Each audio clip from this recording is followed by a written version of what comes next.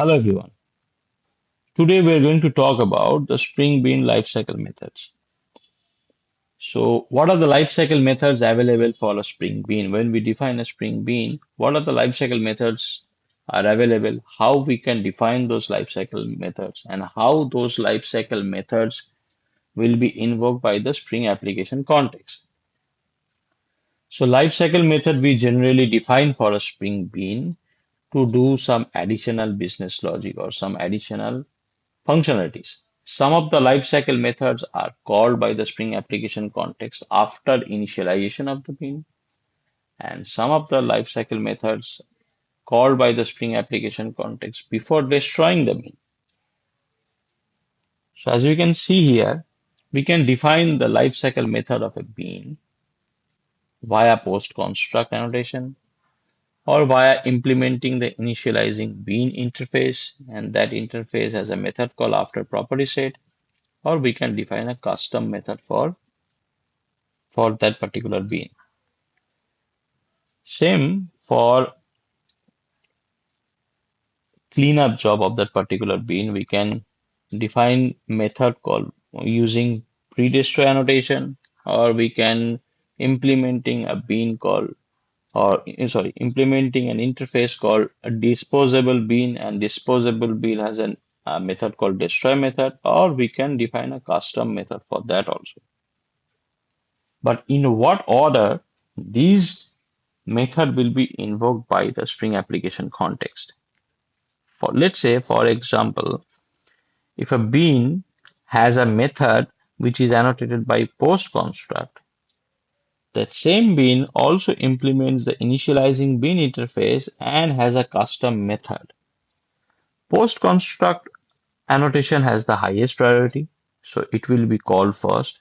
Then after property set will be called, and then custom init method will be called. Same goes for here. Pre-destroy annotation has the highest priority when we destroying the bean. Pre-destroy annotation, a method annotated with pre-destroy annotation will call first.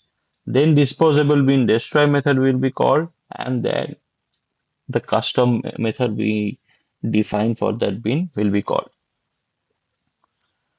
But there are other special beans also available. What I mean by that is any class or any bean which implements a bean factory post processor, that bean will be called by the Spring application context at the very first. That bean factory post processor has a method called post process bean factory. So this method will be invoked at the very beginning. Then if any bean or any object or any class implements bean post processor has two methods. One is post process before initialization and post process after initialization. So post process before initialization will be invoked before the initialization of a bean, and post process after initialization will be invoked after the initialization of a bean. So these type of bean are called post processor bean. It is loaded by the abstract application context interface into the Spring application context. So let's go to the code and walk through how these things will be implemented or how these things will be called. I have a normal Spring Boot application here. It has no additional dependencies are there. It's just a plain old Spring Boot application. So here we will define, at first we will define a bean. So let's create a package called service, and let's create a bean called my service. So now my service method, sorry, my service bean can have several methods. Let's say we create a custom init method for this particular bean, maybe init method. and let's call is bean init method. Let's say create one more method using post construct.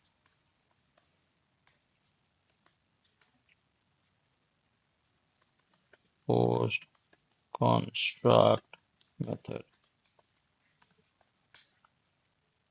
and let's add something. Post construct method, and let's implement an interface called initializing bean. So initializing bean has a method called after property set. So after properties set method. So similar way, we define a custom destroy method for that. Destroy method. Let's just add something here.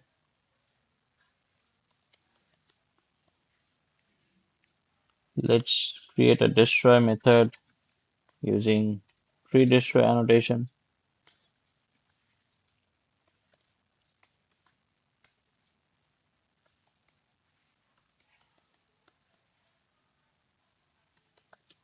Pre-destroy method.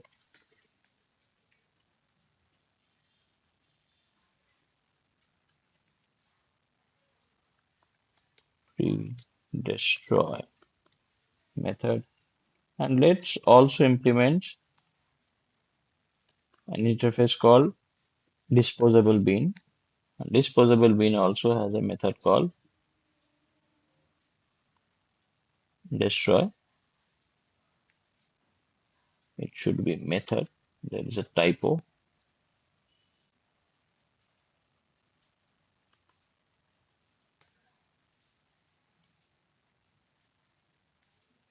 Let's say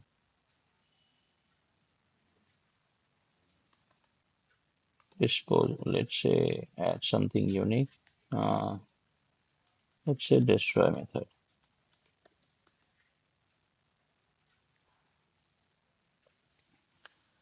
So now we have a simple bean. So let's create a package called config,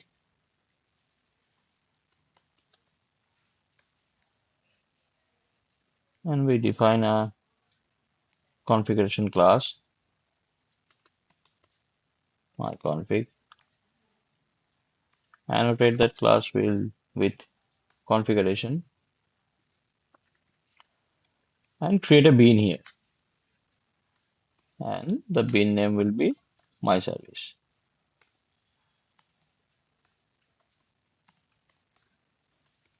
Return new my service.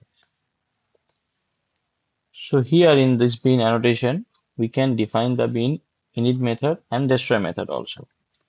So init method name will be this init method,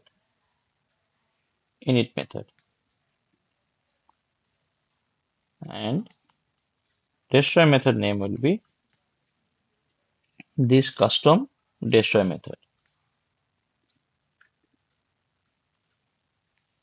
Okay.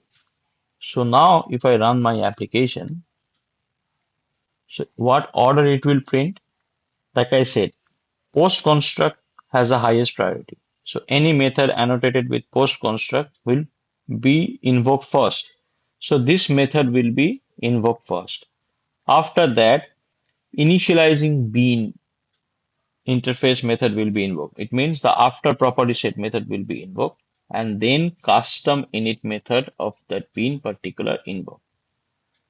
Similar way, when we destroy the bean, pre-destroy will be invoked first by the Spring application context. Then the destroy method of disposable bean will be invoked, and then the custom destroy method will be invoked. So let's see. Let's run the application.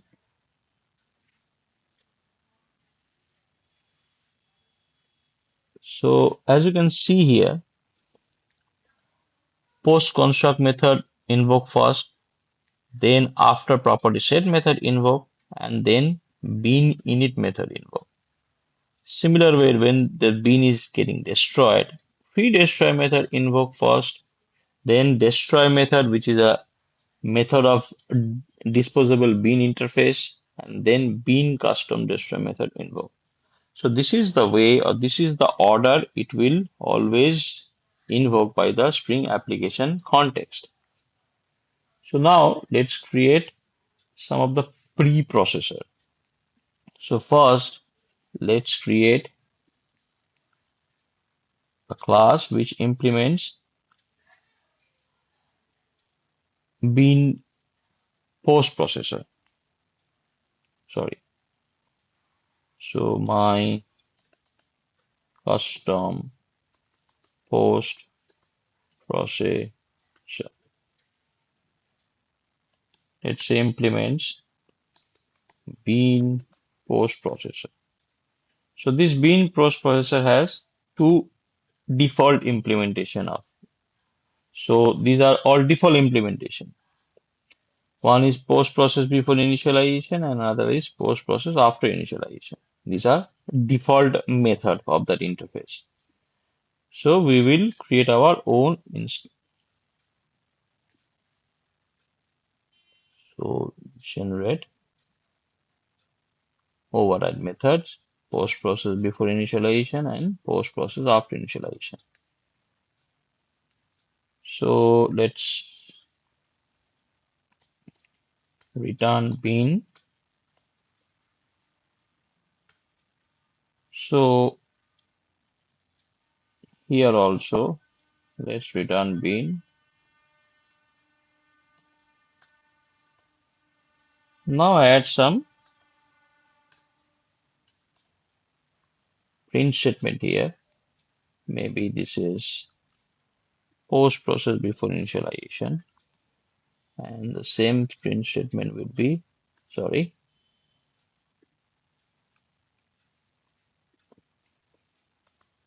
go here, post process after initialization. Now let annotate this class as a component, so it will be picked up by the Spring application context. Now if I run the application one more time, as you can see, there are a lot of post process before initialization and post process after initialization is called for each and every Spring Bean. So let's just see what are the Spring Bean has been loaded here. Add the bean name.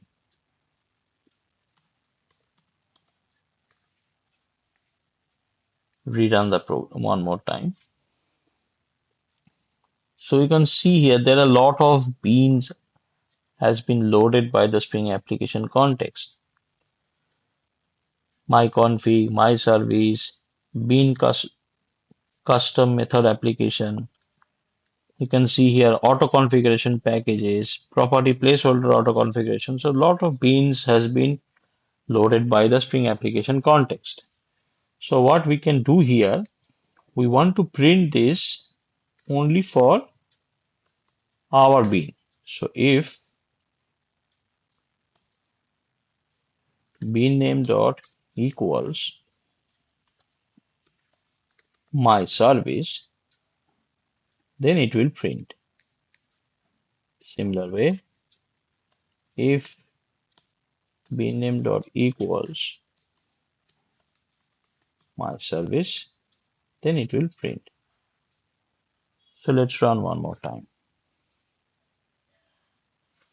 Now as you can see, post process before initialization is invoked by the Spring application context first before invoking any bean lifecycle method. So after that, all the bean lifecycle method has been invoked by the Spring application context by their order, and then post process after initialization method has been invoked by the Spring application context. Like I said here, post process before initialization, then post construct, then initializing bean, then bean custom init method, and then post process after initialization. So in this order, it is getting called by the Spring application context. So now create one more class which will implement my custom bean factory post processor. It will implement bean factory post processor. It has a single method for post process bean factory. So like I said here, when it will called. So bean factory post processor implementation are called during the startup of the Spring context. Means when the bean definition, all the bean definition are loaded into the Spring application context, but it's still not initialized yet. So on that time, bean factory post processor will be called. So let's add something here. So this bean factory, which is a configurable listable bean factory, has several methods available. One method is the get bean definition. So we can pass a bean name here. So our bean name was my service. So we can pass this my service. And what we have? We have get bean factory bean name. Factory bean name means if we try to print this, let's say factory bean name. So what it will print? See, my service is defined as a bean inside a configuration class called myConfig. So when we will print this, what we are trying to do here, we are trying to get the definition of my service and we are trying to get the factory bean name. So it will print my config bean because my service is defined inside a configuration class called my config. So let's print it to see factory bean name equals to factory bean name. So if we run our application one more time, so as you can see here,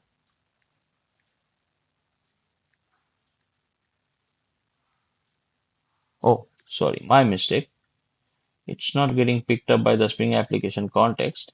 So let's annotate with at the component. So now run. See, fact it is invoked. This post process bean factory method is invoked by the Spring application context. So factory bean name is myconfig. So the my service factory bean name is myconfig. So what it is happening here? Like I said, that bean factory post processor will called after the bean definition has been loaded. So bean definition has been loaded. So this my service bean definition, what are the bean definition it said? So my service is a factory class called my config. Okay, so that it is trying to load here. So what are the definition what other definition we have here? So let's find out. So bean factory get definition my service and we can have get init method. So here the init method will be print.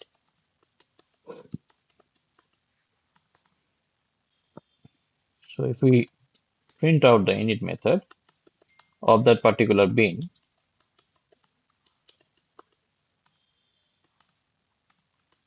init method run one more time, you will see the init method is init method. So this is the method, init method we define inside my service bean. So this is the init method, and this method definition is also mentioned here while we defining this bean at by using at the red bean annotation. So what else we can do here? Let's say we try to load this bean by mean get bean definition my service get bean class name var bean class name. So if we print this bean class name,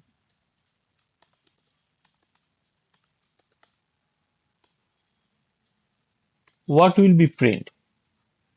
It will not print the class name of my service bean. Remember, it will remember that. So bean factory post processor will load before the initialization of the bean. Before the initialization of the bean, after all the bean definition has been loaded into the Spring application context. So this factory bean name, init method, destroy method, these are all part of the bean definition. But when we are trying to call the bean class name, this bean class name is yet to be loaded by the Spring application context. So if I try to run here, it will print null. So as you can see here, the bean class name, sorry, the class name is different. Class name is printed as null because when this bean factory post processor has been called by the Spring application context, this bean my service is yet to be initialized. So that's the reason it is printing the bean class name is null.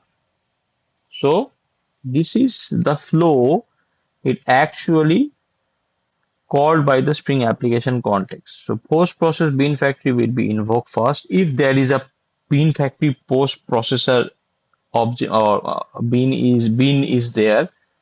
Then post process before initialization will be called. Then post construct. Then after property set. Then bean init method. After that post process after initialization method will be called. So this is the order these method will be invoked by the Spring application context.